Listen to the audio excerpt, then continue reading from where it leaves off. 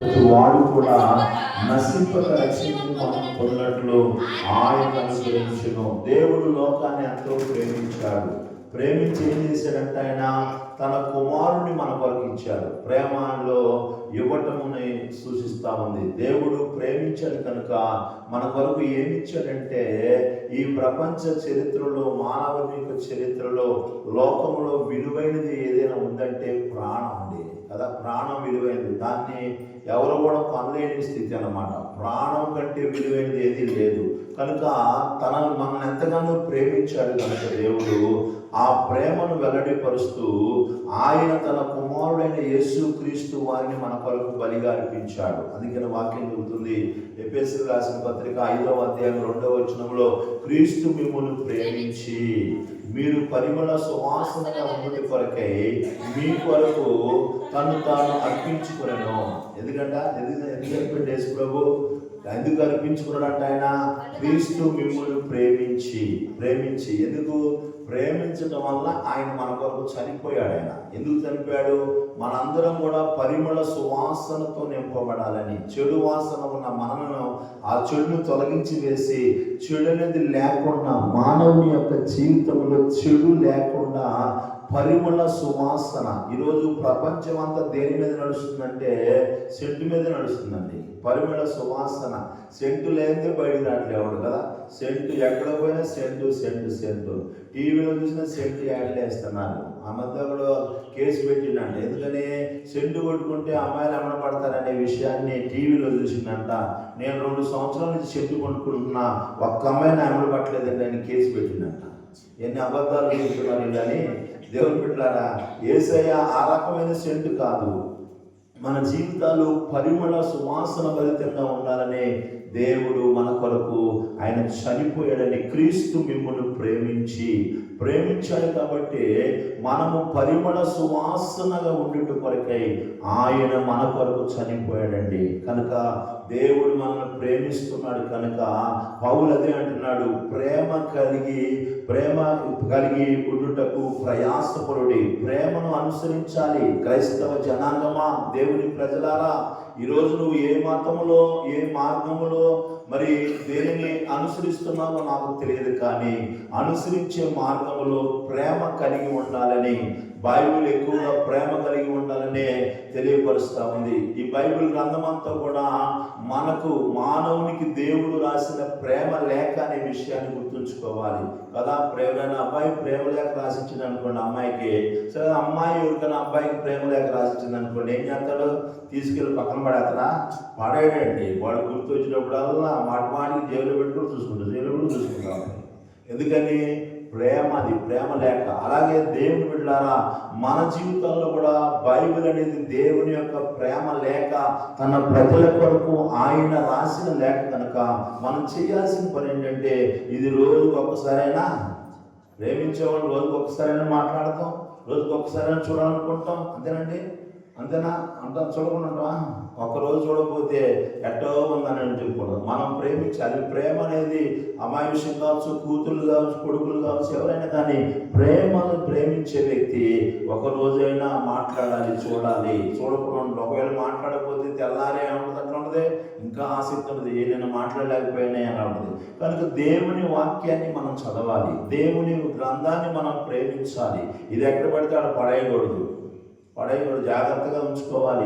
తల కింద పెట్టుకుని దిండ్లా పెట్టుకోకూడదు. దీన్ని చాలామంది దిండ్లా పెట్టుకుంటారు. దీన్ని తల కింద పెట్టుకుంటే తల ఏమన్నమాట, కలలు రామంట. నేను చిన్నప్పుడు హాస్టల్లో చదువుకునేటప్పుడు మాకు పెట్టెలు ఉంటాయి. పెట్టెలకి ఇక్కడ కానుకొని చదువుకుంటూ బుక్ ఇలా వెళ్ళిపోయింది. ఇలా ఏమైపోయింది, బుక్ మొక్క మీదకి వచ్చి అలా పడుకునేవాడు. నన్ను లేపుదామని ఎవరైనా వచ్చారనుకోండి, రవీణ అనే సహోదరుడు లేవాడు, వీళ్ళు లేపమానంటారు. వాడు బుక్లో నేను మొత్తం మైండ్లో ఎక్కిచ్చేస్తున్నాను. ఇప్పుడు మనం ఏం చేస్తున్నాం? తల కింద పెట్టుకుంటే తలలో బైబిల్లోనే మొత్తం మండికి వచ్చేస్తాయా? రావండి. దిండు కాదు అది బైబిల్ పవిత్ర గ్రంథము. గ్రంథాలు ఎన్నో ఉన్నాయి. అన్ని గ్రంథాల్లో పవిత్ర గ్రంథం ఏదంటే బైబిల్ అండి. బైబిల్ పవిత్ర గ్రంథము. కనుక ప్రేమ కలిగి ఉండటానికి మనము ఏం చేయాలంట? ప్రయాసపడాలి. ప్రేమ కలిగి ఉండాలి. మనం ప్రేమ కలిగి ఉండాలి. ఎందుకంటే యేసయ్య ఏమి చూపించాడో, ఏమి చెప్పాడో అదే చేశాడు, ఏమి చెప్పాడో అదే చూపించాడు, ఏమి చూపించాడో అదే చెప్పాడు. ఆయన లేకుండా కొంతమంది ఏం చేస్తారు తెలుసండి, కొంతమంది డాక్టర్లు మనం చూస్తాం, సిగరెట్ తాగుతూ ఉంటారు. వాళ్ళు సిగరెట్ తాగకూడదే అంటారు, వాళ్ళు తాగుతూనే ఉంటారు. అలా కాదు యేసయ్య, అలా చెప్పలేదండి. ఆయన ఏది చెప్పాడు అది చేశాడు, ఏది చేశాడు అది చెప్పాడండి. ఆయన చేయకుండా ఏది మనల్ని బలవంతం చేయాలి. ఆయన ప్రేమను చూపించాడండి. కనుక దేవుని బిడ్డలైన మనము ప్రేమ కలిగి ఉండాలి. ప్రేమ లేకపోతే మనం వ్యర్థులమేని బైబిల్ చెబుతూ ఉంది. ప్రేమ లేకపోతే క్రైస్తవ జనాంగమా, దేవుని బిడ్డలారా, దేవుడు అనే వ్యక్తి ప్రేమ కలిగిన వాడు. ఆయన బిడ్డగా జీవిస్తున్న నువ్వెవరైనా సరే, నువ్వు ఏ మతాన్ని అవలంబించినా సరే, ఏ మార్గంలో నువ్వు వెళుతున్నా సరే, నీవు దేవుని బిడ్డవని పిలువబడుతున్నట్లయితే నీలో ప్రేమ లేకపోతే నీవు దేవుని ఎరిగిన వాడవు కాదు అని బైబిల్ చెబుతుంది. ప్రేమ లేకపోతే దేవుడు ప్రేమ కలగడం చెబుతూ ఉంటాం, మనం ప్రేమ కలిగిన చెబుతుంటాం. దేవుడు బిడ్డలారా, మరి గమనించిన గ్రహస్థైన ఒక ఆయన ఒరిస్సా ప్రాంతంలో చనిపోయాడండి. ఆయన ఎక్కువగా ప్రేమ గురించి చెప్పడంటండి. ఆయన ఎక్కువ దైవజనుడు. ఉదయాన్నే ఆయన కుమారులిద్దరు కూడా బయటికి వెళ్తుంటే కారులోకి ఎక్కగానే కారు అంతా కూడా చుట్టూ గొలుసులతో కట్టివేసి పెట్రోల్ పోసి యవ్వన బిడ్డలు 9 సంవత్సరాలు 8 సంవత్సరాలు చక్కగా అందంగా ఉన్న బిడ్డలు, యాపిల్ పండులాగా ఉన్నారు. వాళ్ళని పెట్రోల్ పోసి చుట్టూ జనాలుండి కాల్చి చంపేశారు. నాన్న ఎంత మాడి తెచ్చుకుంటారు ఆలోచించండి. ఎలా ఉందో చూడండి. భయంకరమైన ఎన్ని కేకలు ఉంటాయో, ఎంత బాధ ఉంటుందో ఒకసారి ఆలోచించండి. ఆ గ్రహస్థైన ఆయన ఆస్ట్రేలియా దేశం నుంచి ఒరిస్సా ప్రాంతం వచ్చి దేవుని సేవ చేసి ఆయన దేవుని సేవలో చనిపోయాడండి. చనిపోయాడు. దేవుని బిడ్డలారా గమనించండి. దేవుని ఈ ఉదయకాల సమయంలో ఎంత భయంకరమైన తల్లి కూతురు ఇద్దరు ఇంట్లో పడుకున్నారు, ఇతన్ని చంపివేశారు. బయట భయంకరమైన లోన ఎంత అర్ధరాలు పెట్టుంటాడు, పిల్లలు ఎంత ఇదే ఉంటారు. ఒకసారి ఆలోచించండి. దేవుని ప్రజలారా, ఆ వ్యక్తి గురించి రాయబడిన చెబుతున్న విషయం సాక్ష్యం ఏంటంటే, అతడు ప్రేమ గురించి చెప్పడు, ప్రేమ చూపిస్తాడంటే. దేవుని స్తోత్రం, హల్లెలూయా. ఈరోజు ప్రేమ గురించి చెప్పేవాళ్ళు ఎక్కువయ్యారు, చూపించేవాళ్ళు లేరండి. నీ ప్రేమలో మరి నీ ప్రేమను చూపించాలి. కొంతమంది చెబుతారు, నువ్వంటే ఎంత ప్రేమ, నా చర్చి అంటే ఎంత ప్రేమ, సేవకుడు అంటే ఎంత ప్రేమ, దేవుడు అంటే ఎంత ప్రేమ అంటారు. వీళ్ళలో ఏముండవు, కనపడవు. మాటలు చూస్తే కోటలు దాటుతూ ఉంటాయి. కొంతమంది మాటలు చెప్పడానికి కోటలు దాటుతూ ఉంటాయి, బట్ వాళ్ళు ప్రేమ కనపడదు. క్రైస్తవ జనాంగమా, దేవుని ప్రజలారా, దేవుని వెంబడిస్తున్న ప్రియమైన దేవుని బిడ్డలారా, మనం నేర్చుకోవాల్సింది ఏంటంటే, ఇక్కడ పౌలు అంటున్నాడు, ప్రేమ కలిగి ఉండుటకు కష్టపడాలంటండి. ప్రయాసపడాలి. ఏదైనా కష్టపడితేనే మనం ఏదైనా సాధించగలం. ఒక వ్యక్తి చదువుకున్నాడు, పాస్ అవ్వాలంటే ఏం చేయాలి? కష్టపడాలి. ఒక పనిలో నువ్వు ఒక జీవితాన్ని సంపాదించాలంటే కష్టపడాలి. దేవుని బిడ్డలారా, ఏ పనైనా కావచ్చు, కష్టపడందే ఏమీ పొందుతలేవు. వాక్యం చెబుతుంది, జ్ఞాని అయిన సొలొమోను ఏ కష్టము చేసిన లాభమే కలుగునంట. దేవుని స్తోత్రం, హల్లెలూయా. ఈరోజు చాలా మంది కష్టపడతా ఉన్నారు, కానీ మాకు అన్ని నష్టాలే వచ్చినాయండి అని చెబుతా ఉన్నారు. బైబిల్ మరి ఏం చెబుతుంది? ఏ కష్టము చేసిన లాభమే కలుగుతుందని చెబుతుంది. దేనిలో కష్టపడుతున్నావు? లోకంలో కష్టపడుతున్నావా? దేవునిలో కష్టపడుతున్నావా? ఒకసారి పరిశీలన చేసుకోవాలి మనం. దేవుని ప్రజలారా, ఈ ఉదయకాల సమయంలో గమనించండి. ఆయన అంటున్నాడు, ప్రేమ కలిగి ఉండుటకు ప్రయాసపడండి, కష్టపడండి. మనం కష్టపడం. దేవుని బిడ్డలారా, మనము ఉదయకాల సమయంలో, ఎందుకంటే ప్రేమ దేవుడు అన్నమాట. ప్రేమ దేవుడి స్వరూపి, దేవుడు ప్రేమ స్వరూపి. ఆయన గమనించి ఆయన బిడ్డలైన మనం కూడా ప్రేమ కలిగి ఉండాలి. ప్రేమ లేకపోతే నువ్వు దేవుడిని ఎరిగిన వ్యక్తివి కాదు. ఒకవేళ ఎన్ని మాటలు మాట్లాడుకోవచ్చు, ఎంత బైబిల్ అని చదవచ్చు, ఎంత గుళ్ళు పైన పోవచ్చు, మోకాలు వేసుకొని నడవచ్చు గుళ్ళు మీద. బైబిల్ చెబుతుంది, దేవుడి వాక్యం చెబుతుంది, దేవదూత భాషను మాట్లాడినా కానీ వాడిలో ప్రేమ లేకపోతే వ్యర్థమే. ఈరోజు దేవదూత భాషలు మాట్లాడే ఉన్నారు, దేవుని భాషలు మాట్లాడే ఉన్నారు, అన్ని భాషలు మాట్లాడే ఉన్నారు. వాళ్ళ జీవితంలో ప్రేమ లేకపోతే పౌలు అంటాడు, నీ భాషే వ్యర్థరాబా అంటాడు. కాల్చబడుటకు పేదల పోషణ కోసం నీ ఆస్తి అంతా ఇచ్చినా కానీ నీలో ప్రేమ లేకపోతే, ఏమండి పొరుగువాడికి ఇస్తున్నాడంటే మరి ప్రేమ లేకుండా ఎట్లా ఇస్తాడంటే కొంతమంది ప్రేమ కోసం కాదు, పేరు కోసం ఇచ్చేవాళ్ళు ఉన్నారు. ఈరోజు మా పేరు చెప్పుకోవాలని దేవునికి ఇచ్చేవాళ్ళు, పేదలకు ఇచ్చేవాళ్ళు ఉన్నారు. పేరు కోసం ఇచ్చేవాళ్ళు, పేరు కోసం ప్రయాసపడేవాళ్ళు, పేరు కోసం ఆరాటపడేవాళ్ళు ఉన్నారు. దేవుని ప్రజలారా, ఈ ఉదయకాల సమయంలో గమనించాలి, నువ్వు పేరు కోసం కాదు చేయాల్సింది. పేరు కోసం చేస్తే నీకేం ప్రయోజనం లేదు. దేవుని కోసం దేవుడు ప్రేమ చూపించాడు, నేను చూపిస్తాను, అంతే. That's enough. అంతేగాని నన్ను 10 మంది చెప్పుకోవాలి, 10 మంది నన్ను చూసి మెచ్చుకోవాలి, ఇవాళ మెప్పు కోసము ప్రయాసపడే వ్యక్తులు ఈరోజు ఒకసారి పరిశీలన చేసుకోవాలి. ఈరోజు నువ్వు ఇస్తున్నావంటే ప్రేమతో ఇస్తున్నావా, లేకపోతే పేరు కోసం ఇస్తున్నావా, గొప్ప కోసం ఇస్తున్నావా?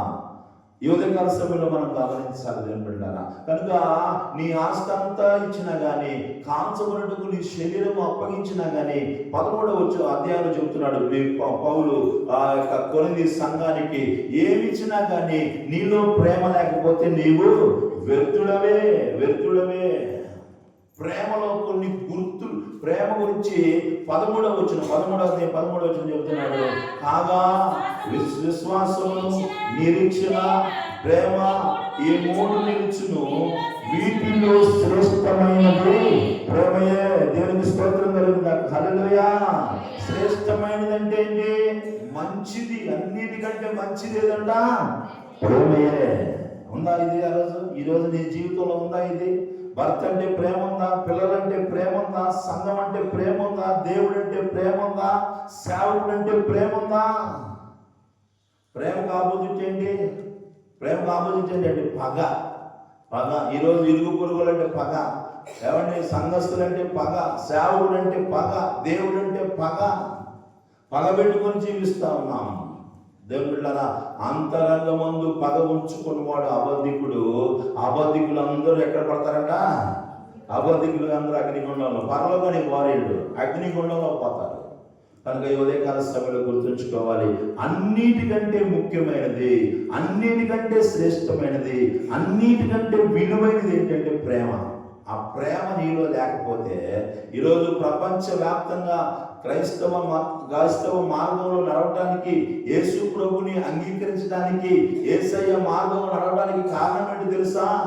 ఈ లోకంలో ఎవరు చూపించని ప్రేమ ఆయన మన ఎలా చూపించాడండి. దేవుని స్తోత్రం. హల్లెలూయా.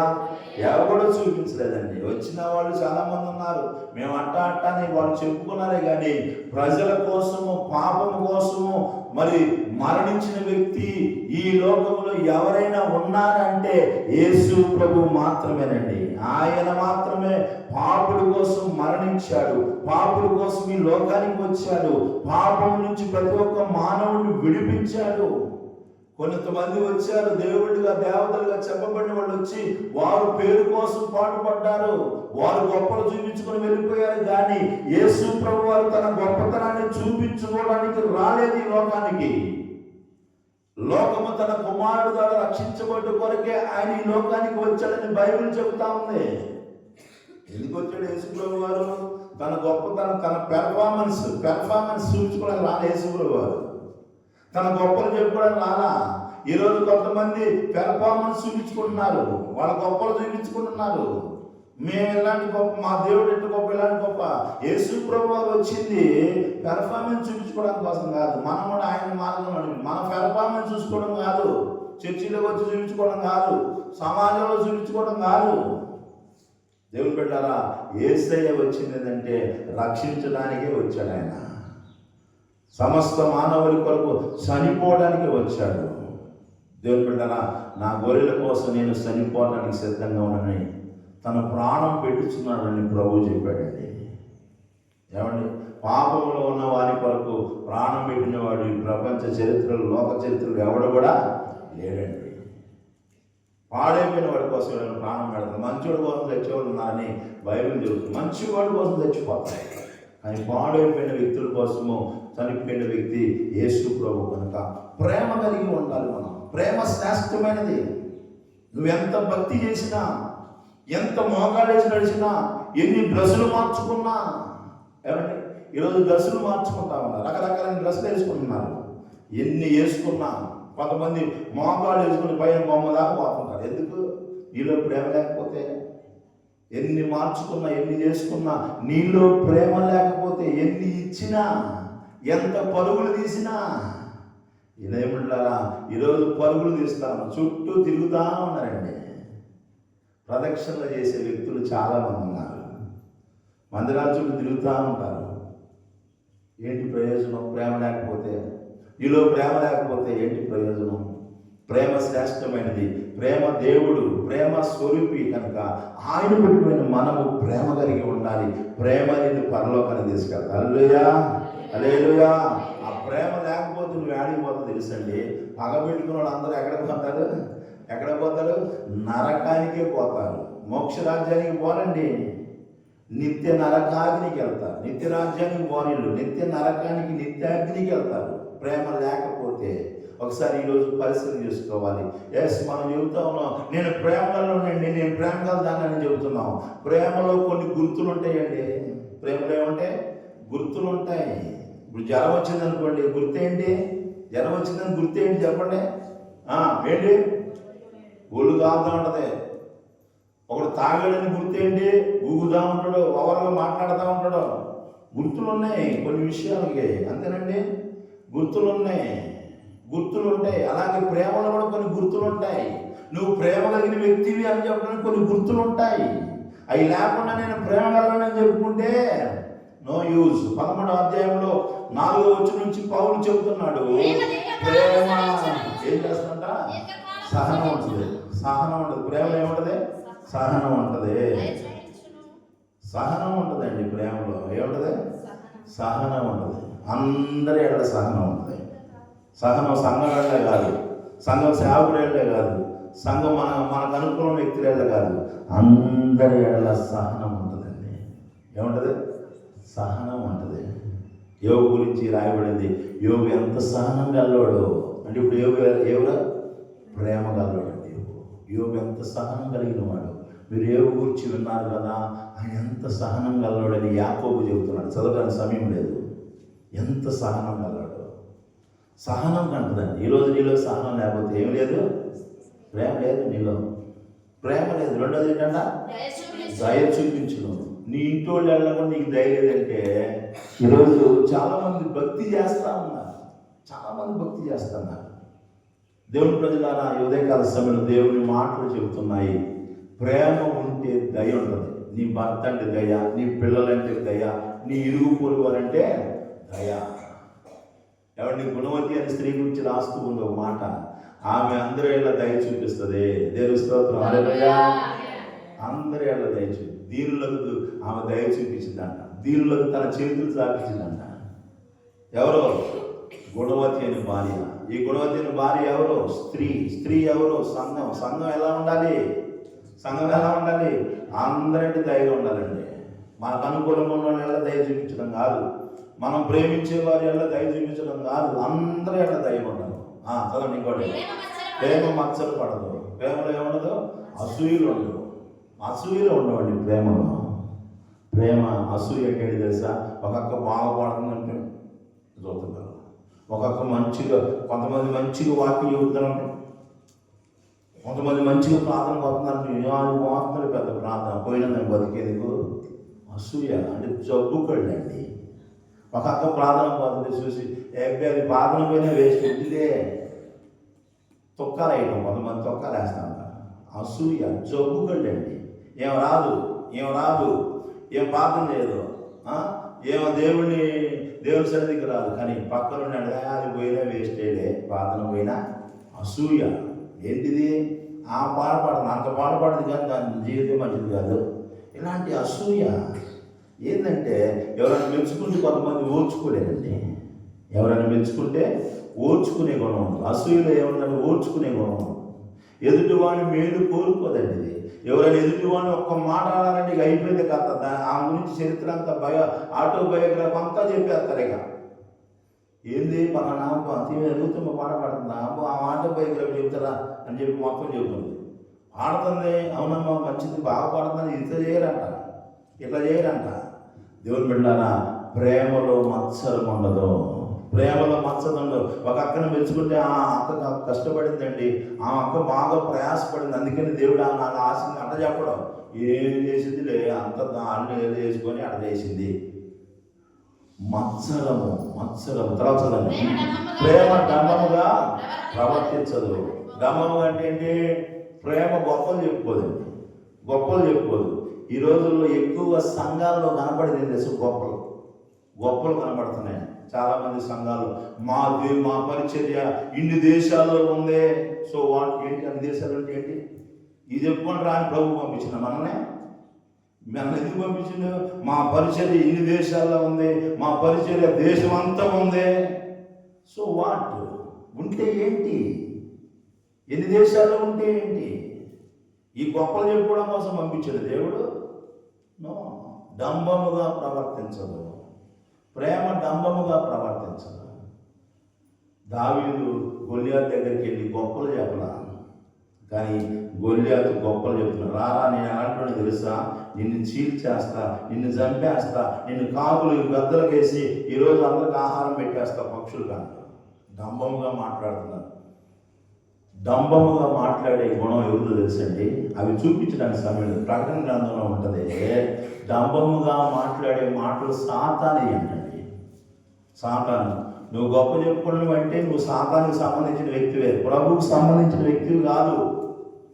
ఎన్ని చేసినా, యేసు ప్రభు ఎన్ని చేసినా, ఎక్కడైనా వెళ్ళిపోయి చెప్పండి రా అనడా? ఆయన ఏమన్నాడంటే, ఎవరికి చెప్పకుండా కాము గెలుపుకోండి అన్నాడు. కొన్నిసార్లు మీరు వెళ్ళి అయ్యగారికి కానుక వెళ్ళిపోండి అన్నాడు. అంతేగా? ఊరు మొత్తం ప్రచారం చేయండి రా అన్నాడా? ఊరు మొత్తం ప్రచారం చేయండి రా, మన సంఘం గురించి చెప్పు. ఈరోజు అడ్వర్టైజ్మెంట్లు ఉన్నాయి. పేస్ట్ గురించి అడ్వర్టైజ్మెంటు, బ్రష్ గురించి అడ్వర్టైజ్మెంటు, సబ్బుల గురించి గొప్పలు. మా సబ్బు వాడితే డిటర్జెంట్ పౌడర్ గురించి అడ్వర్టైజ్మెంట్. మా డిటర్జెంట్ పౌడర్ వాడితే అసలు వీళ్ళు మట్టలు తెల్లగా మెరిసిపోతాయి. గొప్పలో పోయిద్దా? మరకపోయింది. ఏ పేస్ట్ వాడినా మరకపోయిద్దండి. ఏ డిటర్జెంట్ పౌడర్ మరకపోయిద్దా? మనకు అని మాయమైపోతాయి. గొప్పలు చెప్పుకోవడం ఏముండదు. మా సబ్బు వాడితే స్మూత్గా తయారవుతారు, మా సబ్బు వాడితే తెల్లగా వస్తారు. అప్పుడు నల్లోళ్ళు ఎందుకుంటారు? నల్లోళ్ళు ఎందుకుంటారండి? తెల్లగా వస్తే ఉంటారా? నల్లోళ్ళు ఉండరు. ఎందుకని? సబ్బు తెల్లగా మారిస్తే నల్లోళ్ళు ఎందుకుంటారు? కష్టపడైనా బట్టలు లేక ఇంట్లో లేకపోతే సబ్బులు మాత్రం తెచ్చింట్లో పెట్టుకుంటారు. మా క్రీమ్ రాసుకుంటే తెల్లగా అవుతారు. How can it is possible? దేవుడిని నెట్ట చేసిండో అది చేసిండు, వదిలేసే. దానికి ఎందుకు అటు కొట్టుకోవడం, ఇటు కొట్టుకోవడం, ఆ బ్యూటీ పార్లర్ పోవడం, ఈ గొప్పల కోసం. ఈరోజు దేనికోసం ప్రయాసపడుతున్నావు నువ్వు? గొప్పలు చెప్పుకోవటం. కొంతమంది సేవకుల గురించి గొప్పలు చెబుతూ ఉంటారు. మా సేవకుడు దింపుతుడు, మా సేవకుడు చెబితే అసలుకి తాట వెలిసినట్టు ఉంటుంది. ఏంటి గొప్పలేంటి? ప్రేమ ఉన్నోడు ఈ గొప్పలు చెప్పుకోడండి. మీరు గుర్తుంచుకోవాలి, ఈ గొప్పలు చెప్పుకున్న వాళ్ళు దేవునికి సంబంధించిన వ్యక్తులు కాదు అని బైబిల్ చెప్తుంది. యేసయ్య గొప్పలు చెప్పుకోవాలా. నేను ఎంత దూరం నుంచి మీ మధ్యకి వచ్చానో తెలుసా, మీకోసం ఎన్ని కష్టాలు పడుతున్నానో తెలుసా, మిమ్మల్ని ఎంతమంది బతికించానో తెలుసా, ఎంతమంది నడిపించానో తెలుసా. ఎక్కడైనా బైబిల్లో మీరు చూపించగలరా? ఎక్కడా లేదు. కానీ ఇప్పుడు గొప్పలు చెప్పుకున్నారంటే అర్థం ఏంటి? ప్రేమ లేదు వాళ్ళలో. వాళ్ళు ఎవరంటే దేవుడికి సంబంధించిన వాడు కాదు. ప్రేమ దేవుడికి సంబంధించింది. ప్రేమ కలిగి ఉన్నవాడు గొప్పలు చెప్పుకోడు. నువ్వు గొప్పలు చెప్పుకున్నావు అంటే దేవునికి సంబంధించిన వ్యక్తిని కాదు అని గుర్తుంచుకోవాలి మీరు. ఎవరైనా సరే, ఏ మతమైనా సరే, ఏ మార్గమైనా సరే, గొప్పలు చెప్పుకున్నాడంటే వాడిలో ప్రేమ లేనట్టే. గొప్పల కోసం పోయినారు, గొప్పల కోసం పంపేలా దేవుడు మనల్ని. మీరు వెళ్ళి సర్వశ్లోకానికి సర్వసృష్టికి ఏం చెప్పమన్నాడో? సువార్త ప్రకటించడానికి. చర్చిల గురించి చెప్పాడు కొంతమంది, సేవకుల గురించి చెప్పాడు కొంతమంది, మినిస్ట్రీ గురించి చెప్పాడు కొంతమంది. చాలా బాధాకరంగా చెబుతున్నా ఈ మాటలు నేను. గొప్పలు చెప్పుకోవడం. ఆయన లేచి నిలబడితే, ఆయన ఉప్పు అని ఊస్తే, ఆయన టచ్ అంటే ఏంటిది? వేసుకుని పెట్టడం టచ్ అనా? గొప్పలు చెప్పుకోవడం. దేవుని ప్రజలారా, ఈ యొక్క ఉదయకాల ప్రేమ నువ్వు కలిగి ఉంటే నీలో గొప్పలు చదువు. మరి ఉప్పొంగదు. ఉప్పొంగదు అంటే ఉప్పొంగదు. అది అంటే ఏదో గొప్ప అతిశయపడదు. అతిశయపడటం. ఉప్పొంగడం అంటే ఏంటి? అతిశయపడటం. మా భక్తి కాబట్టి, మా ప్రార్థన కాబట్టి అతిశయపడదండి. ఉప్పొంగదా? ఇంకా అమర్యాదగా ఏ సేవకుని కానీ ఏ వ్యక్తిని కానీ దాని బతుక ఆ సంగమా ఈ సంగమా అని అమర్యాదగా నడవదండి. ఈరోజు కుటుంబంలో అమర్యాదగా మాట్లాడే వ్యక్తులు, అంటే మర్యాద లేకుండా మాట్లాడే వ్యక్తులు. ఆ మధ్య ఒక ఆయనకి మంత్రి గారిని పిలిచారండి, ఒక ఫంక్షన్ పిలిచారు. మర్యాద చేయలేదు. 2 బాధిందండి. టీవీలో పెద్ద హల్చల్ అయింది. డిప్యూటీ సీఎం ఆయన తెలంగాణ ప్రాంతంలో మర్యాదగా 2 బాధితులు. అమర్యాదగా ప్రవర్తించారు. కొంతమంది అమర్యాదగా ప్రవర్తిస్తారు. మర్యాద, నీ పొరుగు వాడికి నువ్వు మర్యాద చేయట్లేదంటే నీలో ప్రేమ చదవనిక. చాలా స్వప్రయోజనం. అంటే మేమే బాగుండాలి, మాదే కనపడాలి, మేమే కనపడాలి. ఇంకెవరు కనపడకూడదు, ఇంకే సంఘం కనపడకూడదు, ఇంకే వ్యక్తి కనపడకూడదు, ఎవరు కనపడకూడదు, మేమే కనపడాలి. అన్నింటిలో మేమే ఉండాలి. స్వప్రయోజనం. ఈరోజు సంఘాల్లో కూడా ఎక్కువైపోయింది. స్వప్రయోజనం ఎక్కువైపోయింది. స్వార్థ ప్రియం, స్వప్రయోజనం. మేము తప్ప ఇంకెవడు కనపడకూడదు. చాలా మంది చదువుదా, అది త్వరగా కోపపడదు. కోపం రాదండి ప్రేమకే. అంటే అంతేనా? ఇప్పుడు ఇంట్లో 2 ఉంటారు, ఒకడంటే ప్రేమ, ఇంకోడంటే ప్రేమ ఉండదు. ఎవరి మీద కోపడుతుంది చెప్పండి? మనం ఎవరి మీద కోపడుతుంది చెప్పండి? నువ్వు కోపడుతున్నావంటే వాడి మీద ప్రేమ లేదంటే. అట్టాగని కోపడకుండా ఉండరండి. ప్రేమ ఉన్నోడు కొడతాడు, శిక్షిస్తారని చెబుతుంది బైబిల్. కోపం ఉండదే అని చెప్పట్లా, త్వరగా కోపడుతాం. కొంతమంది మీద ఊపిరి అని ఉంటాం. ఎందుకని? వాడంటే ప్రేమ లేదు, ఆవంటే ప్రేమ. అందుకే త్వరగా చిన్న సీటుకి మాటికి కోపడుతూనే ఉంటాం మన జీవితంలో. చదవండి. అపకారమును మనసులో ఉంచుకోదు.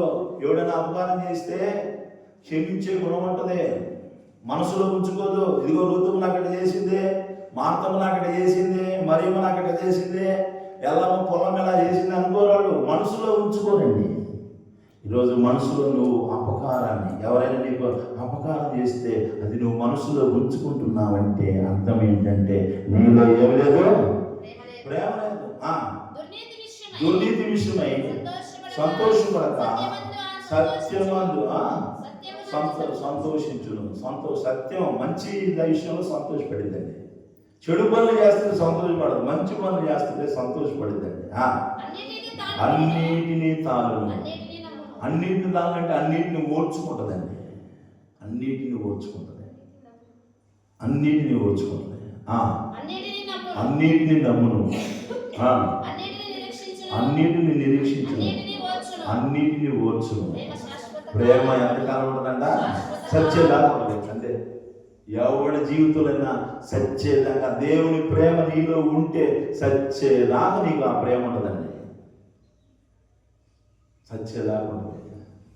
మధ్యలో పోయేది కాదు. అది ఒక జామ చెట్టుందంటే అది ఎన్ని రోజులు జామకాయలు కాస్తుంది, అది ఉన్నంతకాలం జామకాయలు కాదునే ఉంటుంది. మధ్యలో ఏమైనా యాపిల్కాయలు కాసిందా, రేగాయలు కాసిందా?